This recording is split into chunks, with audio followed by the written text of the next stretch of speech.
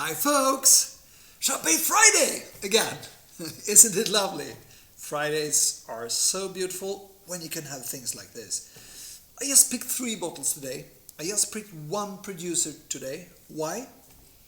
Because it's one of the strongest producers. If you're searching for elegance, if you're looking for finesse, if you're looking for classic style, forget Tarlant. Because it's Tarlant we're going to taste today.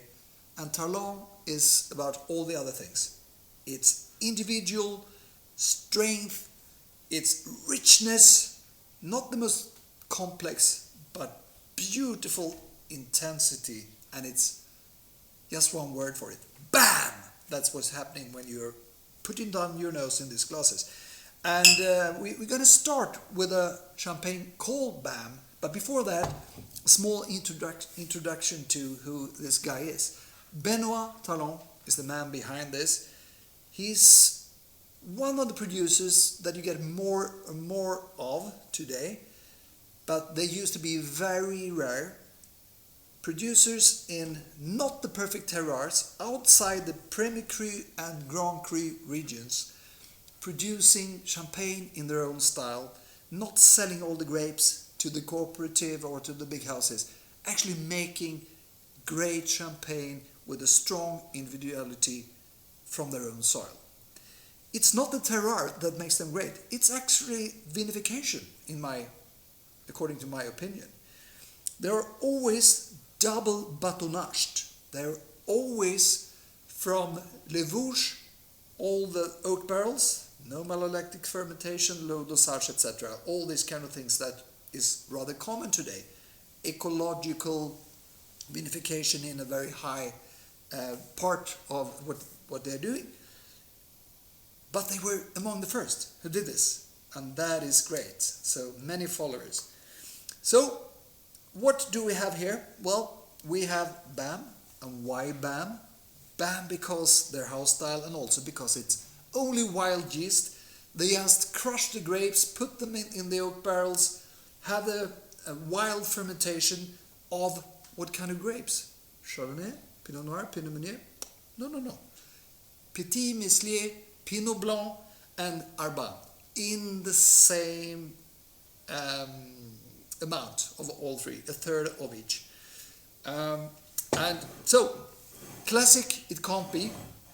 It's a very special style, of course, but very rarely, if you have this kind of almost extinct grapes, you don't use 100% oak barrels and double batonnage, etc. And then we have Vigne la Danton.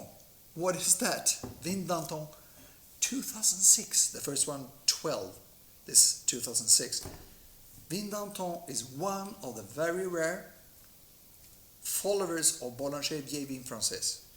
It's actually grapes that are ungrafted. So it's Prephyloxera origins. Pure Chardonnay, same kind of vinification. In the third one, Cuvée Prestige, which is the one I normally prefer. Mentally, I love to prefer this one, but normally it's Cuvée Prestige, Cuvée Louis, and it's a 50-50 blend of Pinot Noir and Chardonnay from one spot. Single vineyard, never mentioned on the label, but it's Le Crayon from Heuilly, this unknown, not fantastic village, but in the hands of Benoit, beautiful, strong, great champagne. Mix of 04 and 05 in this case. So, just speak about the age. This is what they're sending me now. This is what's on the market. Bam, bam, bam. That's a slap in the face in different directions. Let's start with the BAM from 2012. Already at the color, you see it's Blanc de Blanc. Yeah, but Chardonnay could have been. The nose is almost too much. It's so much butter, almost slightly old butter. Very fat, greasy character, a little bit of dirtiness to the richness.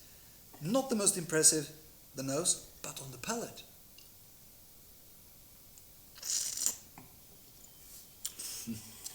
A lovely crispness underneath, because it is oily, it's buttery, it's tasting blind. Blanc de Blanc, Chouilly, oak barrels, who is making this, blah blah blah. Beautiful vinification. There's a hint of the pineapples from Petit Meslier and Arbane. There is definitely more than a hint of pear-like aromas from the Pinot Blanc, but otherwise it's a Blanc de Blanc on oak barrels. Great. Secondly, more famous, more sought after, the ungrafted pure Chardonnay before the phylloxera came to the region. Very rustique, very special, very different, very gastronomic, but a little bit too rustic for me. There is so much of the sweet liquors dominating the style. There's a little bit of chicken stock and those kind of things, a little bit tobacco, but more on the richness than on the elegance. On the palate, much better. Same aromas, but with a little bit dash of citrusy notes from the grape, which makes it very good. Even better, Cuvée Prestige, Cuvée Louis. The new oak barrels for the first time. It's from Le Crayon, the single vineyard. Lovely balance. More of bread, more of bakery. There is a Swedish thing with a lot of almonds, a little bit dry, that I don't know the name of, so I will not pronounce it. But think about dry bread and almonds. Then you're very close to the core of the nose. Again with a smokiness, again with the oak barrels, again with a hint of licorice. Peachy, apricotty, those kind of things, caressing the palate, and I can't say one word. Bam!